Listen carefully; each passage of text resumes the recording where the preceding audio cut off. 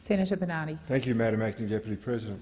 Tomorrow morning I'll be presenting a petition to the Senate which calls on the Government and the Education Minister to remove all federal funding from the Safe Schools Coalition program because it goes beyond education and it compels students into advocacy of a social engineering agenda.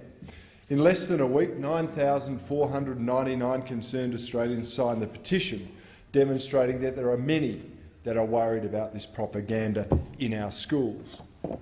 Let's just have a look at some of the examples that the All of Us teaching resource, which is aimed at children as young as 11 years old, contains.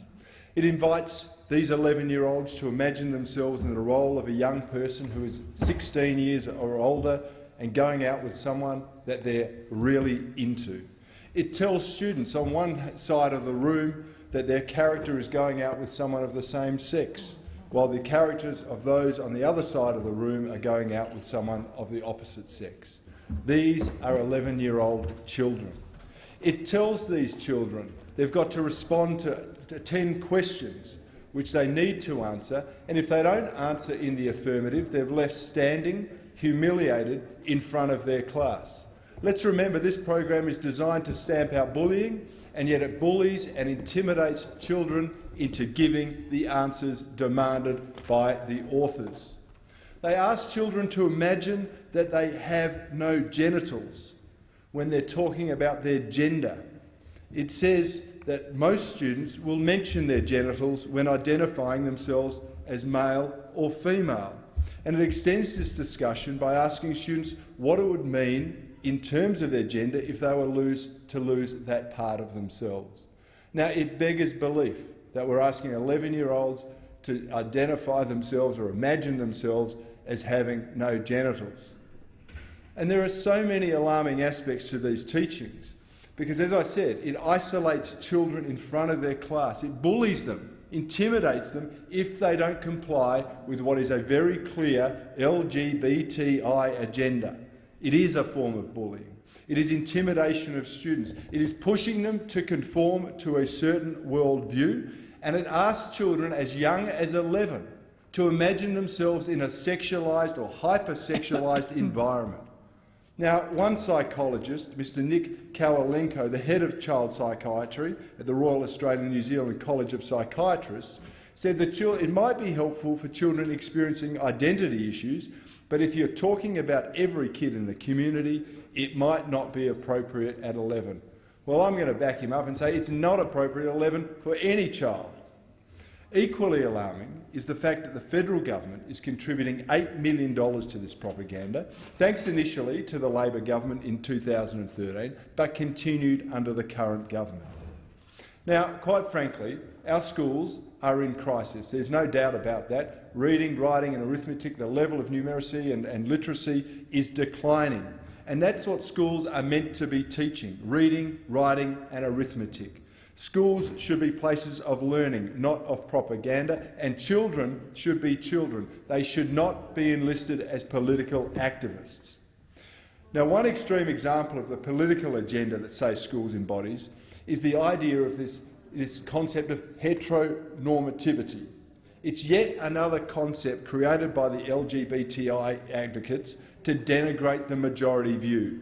The Safe Schools teaching resources argue that even, and I quote, asking new parents whether their baby is a boy or a girl reinforces a heteronormative worldview. Imagine that. Asking whether your newborn child is a boy or a girl is somehow some crime against progressive politics. They say, these advocates, that reducing heteronormativity in schools can have good outcomes for everyone. Well, I say that's bollocks. We should, of course, remind children that just because someone is different from the majority, it doesn't make them any less than anyone else, it doesn't make them inferior, but it just makes them different. But to actually regard the majority view, the status quo, if you will, that's permeated centuries of human life, as some sort of evil concept that must be quashed by social engineering in the extreme, it has no place in our schools. And it reflects a much broader social engineering agenda of the political left. It's an agenda that seeks to radically change Australian society. Now, Ms Ros Ward, one of the authors of the All of Us teaching resources and coordinator of the Safe Schools Coalition in Victoria, spoke at last year's Marxism conference about what she regards as the cultural and social norms that capitalists have imposed on society, thereby stifling sexual freedoms.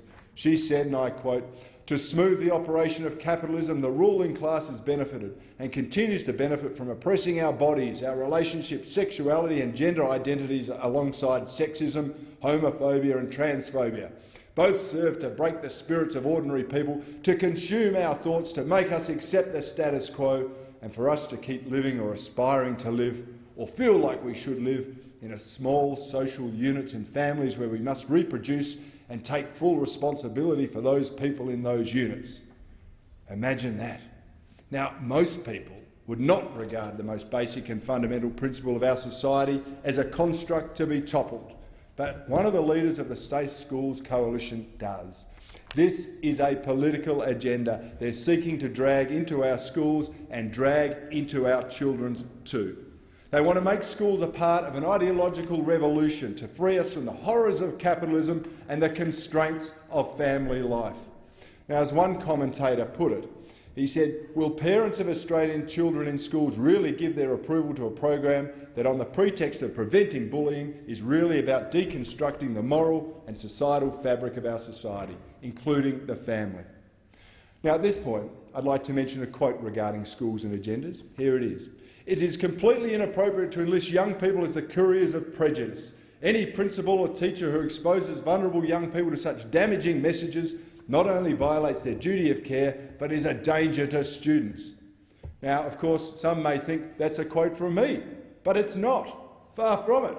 These words were said by Mr Rodney Croom, one of the key drivers for homosexual marriage in Australia. Of course, he was criticising the Catholic Church, who dared to stand up for their own beliefs amongst their own flock. But a comment like this illustrates the double standards that are absolutely rife in this debate. On the one hand, Mr Groom is upset about the Catholic Church teaching Catholic views to students in Catholic schools, and a transgender activist is even taking the Catholic Church through the courts in Tasmania because they were offended by the material. Yet, on the other hand, they expect schools to support the extreme LGBTI agenda of the Safe Schools Coalition. And as a side note, I wonder why this activist thinks of the teaching in this area by other schools, such as Islamic schools. Unfortunately, they're all silent in that space. The political left's version of tolerance only extends to those who agree with them. It's almost a foreign concept to them that there are people out there who may have different views. And here are a few more quotes. You might like to hear this, Senator Sims. Children should never be subject... Chair, Senator Bernardi. Thank you, Madam Acting Deputy President. Children should never be subjected to any form of pressure or indoctrination while they were in a government school. Children are being forced into classes that do not reflect the values of their parents. We want to make public schools safe places for parents who don't want their children indoctrinated. The wishes of parents should not be compromised. Guess where those quotes came from? Well, who would have thought? That's the New South Wales Greens quoting about indoctrination in schools. But judging by these comments, the Greens are against any form of pressure indoctrination unless it's what they endorse. They want religion removed from schools unless it's their type of religious proselytisation. They're against any pressure when it's an issue they don't agree with, but they seem to have no problem with the pressure being applied to our children through the Safe Schools Coalition. Such hypocrisy is mind-boggling, but not unknown from the political left. Some will argue none of this really matters because the Safe Schools materials are voluntary. But by 2019, government schools in Victoria will be forced to join this program, and the pressure on other schools is increasing. How long before independent and religious schools are forced to adopt the teachings that have already been permeated our public school system? It's a valid question. We're seeing Catholic bishops being taken to the Anti-Discrimination Commission for promoting Catholic thought and teaching. We're seeing concerted efforts to stop religious schools hiring teachers that don't share the same faith. So it's reasonable to ask what attack is next for these schools. The Safe Schools Coalition goes beyond simply seeking to make schools safer places. It promotes a radical political and social agenda and seeks to indoctrinate students to make them their advocates. Thank you, Senator Bernardi.